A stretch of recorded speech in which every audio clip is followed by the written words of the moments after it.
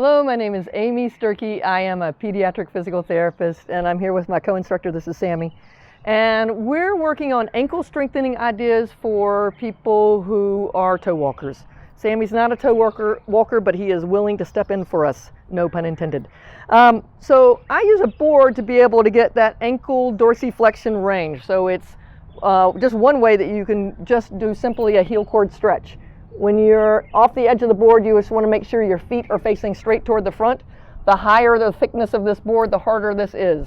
This is where sometimes I'll play slaps with kids, but I also use it as a strengthening thing. So sometimes my kids, after they've had heel cord lengthening surgery, have a hard time getting plantar flexion. So they have trouble going up onto their tippy toes. So come up tall for me, and then go down all the way until your heels go down.